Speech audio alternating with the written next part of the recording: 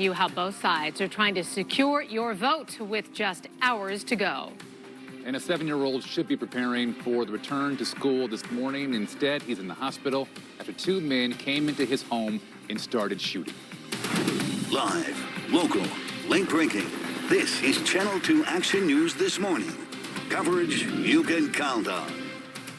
Good morning. Welcome to Channel 2 Action News this morning. Glad you're with us to start this brand new week. I'm Linda Stouffer. Hello to you. Welcome to 2021. Happy New Year to you. I'm Fred Blankenship. And guess what? The same old cold followed us into the new year. Brian Monahan tracking the forecast right now. It's severe weather center too. And Brian, what can we expect for today, my friend? Brand new week, brand new year, same old winter cold to get started early this morning. Fred, Linda, good morning. Happy New Year to you both. Happy New Year to all of you. Temperatures start in the 20s and 30s now. No rain on Storm Tracker 2 HD radar to start the day. There will be to finish it, though, by late tonight. There will be the chance for a few sprinkles and a few showers across North Georgia. For now, though, we're looking pretty good from Cleburne and Randolph counties. We're the upper 20s, 30 in Carrollton, cold in Dallas, and over to Paulding County and into Douglas County. We start near freezing first thing this morning. We start clear. We're going to finish the day partly cloudy. Watch the clouds kind of thicken up here late today. So by 1 o'clock, 40s and 50s. Not a bad afternoon for us. Pretty seasonable for the early part of January. Average highs about 53. We'll be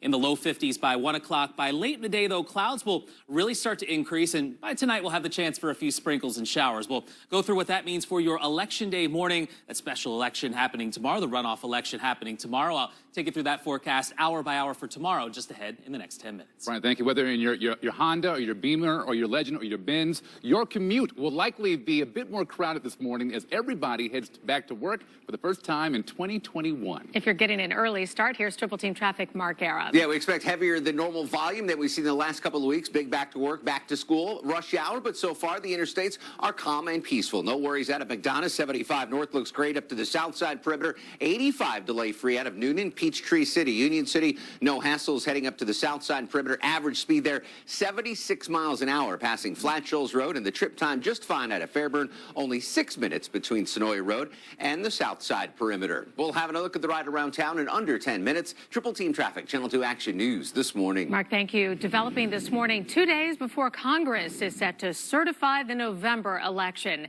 President Trump is once again trying to reverse his defeat here in the Peach State. During an hour-long phone call Saturday, President Trump begged his Secretary of State Brad Raffensperger to find enough votes to reverse the election. Channel 2's Darryn Moore is live in downtown Atlanta at the state capitol. Darryn, the president hinted the secretary could face legal problems. And good morning, Linda. And yes, he did. After listening to that conversation, the president was all over the map with this one. He actually accused our secretary of counting illegal votes and also said he could face the possibility of criminal and legal problems.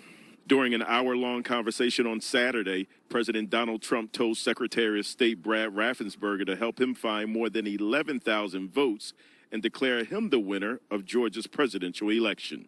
So, look, all I want to do is this. I just want to find 11,780 votes, which is one more than we have, because we won the state. The president also said he had evidence of poll workers shredding and duplicating votes in Joe Biden's favor and told Raffensperger and his attorney, Ryan Germany, that's criminal. It's more illegal for you than it is for them, because you know what they did and you're not reporting it. That's a criminal offense. And you can't let that happen. That's a big risk to you and to Ryan, your lawyer. That's a big risk. Raffensperger told the president there was no evidence of widespread voter fraud, and they counted the 5 million votes 3 times. And there's a lot more to that phone conversation. The president actually had accusations that workers actually rigged the voting machines. That's ahead in the next half hour. And more details now. It's important to point out state and federal elections officials have said there's no evidence of widespread irregularities in Georgia. Courts at every level have dismissed challenges from Trump's campaign to overturn Georgia's November election. Well, the president's phone calls is getting a lot of attention ahead of the election. It was one topic Vice President-elect Kamala Harris touched on Sunday during her visit to Savannah. Have you all heard about that recorded conversation?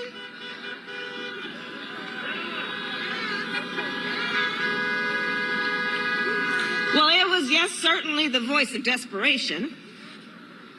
Most certainly that. And it was a bald-faced, bold abuse of power by the President of the United States. And one of Georgia's top Republicans is criticizing the Secretary of State for that recording of that phone call. Georgia Republican Party Chairman David Schaefer tweeted, mind-boggling that Georgia's Secretary of State and his lawyers would secretly record and release a confidential settlement conference with the president. I have made open records requests to the Secretary of State, which have never been acknowledged or answered. This is lawlessness. We continue to follow the fallout from that phone call that President Trump made to Georgia's Secretary of State this weekend. We went to Emory University, a political science professor, to talk about that and the impact on tomorrow's Senate runoffs. Bernard, obviously the big news today, President Trump on a recorded phone call with Georgia's Secretary of State, asking him, pressuring him to find enough votes to try to overturn Georgia's election. How unprecedented is this? Well, we've never seen anything like it. The president has long maintained that he won Georgia, that he won by a significant margin, not just a few votes. But on this call, it appears that he's pressuring the Secretary of State to find the votes, find the about 11,000 votes that he thinks he needs to win the state. And this comes with just 48 hours left in Georgia's hotly contested Senate runoff races. What kind of impact could something like this have, this big of a distraction, on voters and these races? Well, I think you're absolutely right about the distraction element of this. It muddies the waters and makes it more difficult for President Trump to stay on message on Monday. You know, for Republicans, the stakes couldn't be any higher. They will lose the Senate, lose control of the Senate, if Democrats manage to win not just one, but both seats. So Republicans can't afford to leave any votes on the table. They need their supporters to turn out to vote. And that's exactly why the president was going to be coming to Georgia on Monday. Now, with his comments, it's less and less clear that he'll be able to reinforce that message to Republicans. And we'll have much more to talk about in the next few days. Bernard, thank you so much. Thank you very much. Yeah, much more. You heard about that timeline there, too. In less than 24 hours until Georgia's all-important Senate runoffs, and Republican Senators David Perdue and Kelly Loeffler are defending their seats against Democrats Jon Ossoff and Reverend Raphael Warnock. Chances are you've seen a lot of the advertisements going on. Now, all eyes are on our state Tuesday as voters have the chance to determine the balance of power in the U.S. Senate. And Channel 2 anchor Jorge Estevez asked our political analyst Bill Crane how long it could take for results to actually come in. And is a lot of votes to be literally opened, signature matched, flattened, scanned, and tabulated, and that isn't all going to happen on election night. So I still think we'll be looking at the weekend before we even know next week if we have recounts for any of those three races. So looking towards the weekend before we actually know here. And again, Election Day is tomorrow. The polls open at 7 o'clock in the morning, 7 a.m. And don't forget, all mail-in ballots must be turned in by 7 p.m. on Election Day. That is tomorrow. Hey, do us a favor. Go to our website at WSB-TV.com for a lot of helpful information. Just click on the Election 2020 tab. It's expected to be a big week for newly elected and returning members of Congress. Live look at Washington, D.C., where members of the 117th Congress were sworn in on Sunday.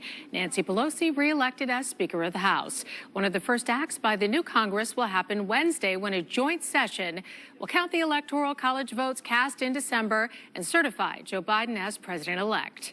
Story here on a Monday morning, hard to take, breaks your heart. Developing this morning, police say a shooting that hurt a 7-year-old boy was not a random attack. It happened inside a home on Farrington Road in DeKalb County. That was last night. The boy's mom told investigators 2 men she didn't know, they showed up at her house, barged in, and just started shooting. We first told you about this story as breaking news live on WSB tonight. Right now, that boy is recovering in the hospital, wishing him the absolute best in his recovery. Yeah, thinking of their whole family. And right now we want to switch gears and get to the forecast today. 4:38 in this morning. On this Monday morning, we are starting cold in the 30s, but it's not going to stay that way all day. Yeah, let's warm it up if we can. Brian Monahan tracking your forecast right now for your magnificent Monday in severe weather center 2. Brian. Magnificent New Year's Monday. Sunshine in our forecast for a good part of the day today. Pretty good way to start off your first Monday of the brand new year. At least the first half of the day should be pretty sunny. We start out kind of cold this morning, though. Temperatures are chilly this morning, down in 32 in Heard County. Troup County, you're near freezing. In Greenville, 34. It's 37 this morning in Thomaston. But with the sun, in the mid-50s today. We get about 7 hours of sunshine today. Most of that comes through about early afternoon. Mid to late afternoon, clouds will increase. 7 hours of sun Tuesday. Most of that comes during the second half of the day. So we'll start out with some clouds early on Election Day morning. Could be a couple of sprinkles around as you head to the poll. If you are going to vote early tomorrow morning in that runoff election, there's going to be a few sprinkles around early in the day, but they shouldn't be anything all that heavy tomorrow morning. And by Wednesday, we're looking at 9 hours of sunshine across North Georgia. But it is cold out there compared to this time yesterday. We're running about 10 to 15 degrees colder, and that puts our temperatures down in the 20s and 30s to start the day. Mid-50s, though, later. We're at 55 for your Election Day tomorrow, 55 Wednesday. Some heavier rain coming in Thursday and Friday for parts of the area. We will go through that ahead in 10 minutes. No rain this morning, just the cold weather out there, Mark Arum. How'd the roads look early this morning? Yeah, had a little frost in the windshield this morning, Bri, but it went away quickly. Hopefully you won't encounter any weather-related or ice-related issues out there. Early on, looking good on 575. Joining us live with a check out of Cherokee County, Smiling Mark McKay. And a reason to smile heading down from Cherokee County into DeKalb County. 575 wide open this Monday morning, Mark.